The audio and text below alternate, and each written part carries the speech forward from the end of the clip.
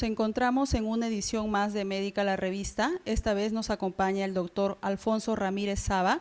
Él es jefe de endocrinología del Hospital Carrión, con quien en esta oportunidad vamos a tratar el tema de cetoacidosis diabética.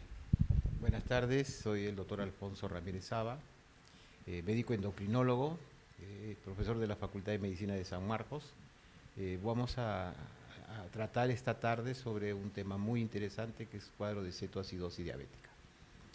Si me preguntan qué cosa es la cetoacidosis diabética, es una descompensación aguda de los pacientes diabéticos, es una emergencia endocrinológica médica.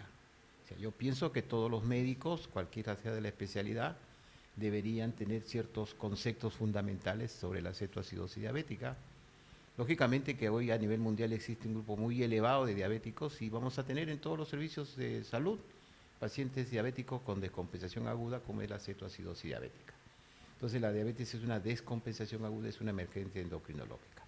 Ahora, ¿qué cosa hace que un paciente tenga cetoacidosis diabética?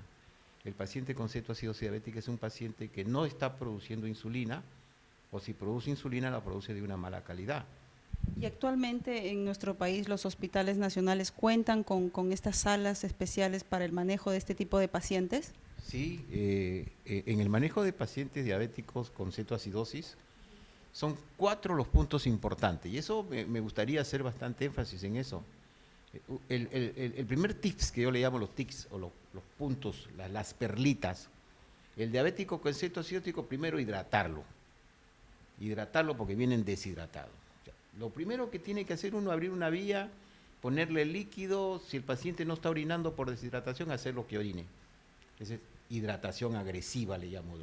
A veces nos exageramos, ponemos hidratación por vena, por sonda nasogástrica y por sonda rectal. Hidratamos a este paciente porque queremos salvar la vida, ese paciente se ha taponado el riñón, hay que darle agua. Una vez que está hidratado, segundo, la insulina.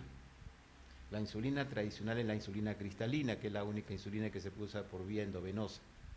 Esta insulina ya los años han pasado y nos ha dado buenos beneficios, buenos resultados. Yo todavía uso mi insulina cristalina en mi paciente con cetoacidosis. Doctor, y ya para finalizar, ¿cuáles serían sus recomendaciones finales tanto para estudiantes, ¿no?, y para médicos endocrinólogos, ¿no?, en el manejo y tratamiento de esta enfermedad? Lo más importante en cuanto a cetoacidosis diabética, ¿no?, con el fin de que el paciente supere su condición, ¿no? Yo diría que la recomendación más importante es que nosotros tenemos en el Perú la obligación de formar médicos en los cuales tengan la capacidad de pensar o diagnosticar o tener sospecha de estos cuadros agudos. O sea, lo primero es tener el concepto de diagnosticar la cetoacidosis en forma precoz. Eso es lo más importante. Segundo, ya si está en una sala de emergencia, si es un interno, un residente, un médico joven, lo primero que hay que hacer con estos pacientes es lo que les dije temprano, ¿no?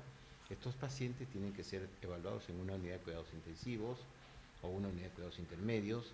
Estos pacientes tienen que recibir hidratación agresiva inicial. Estos pacientes tienen que recibir insulina en bomba de infusión permanente. Estos pacientes tienen que ser evaluados constantemente en lo que se refiere a su volumen, a su glucosa y a sus electrolitos.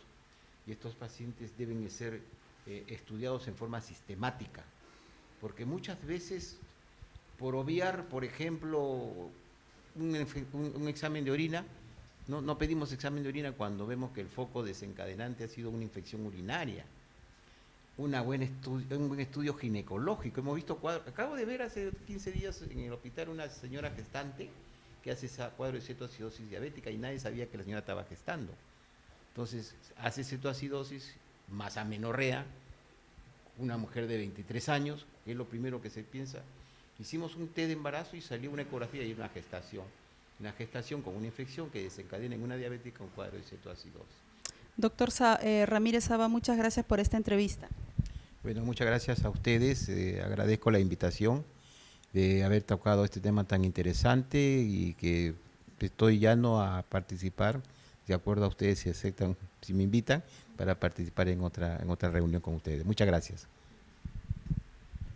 Bien, esto fue una edición más de Médica la Revista y nos vemos en una próxima edición.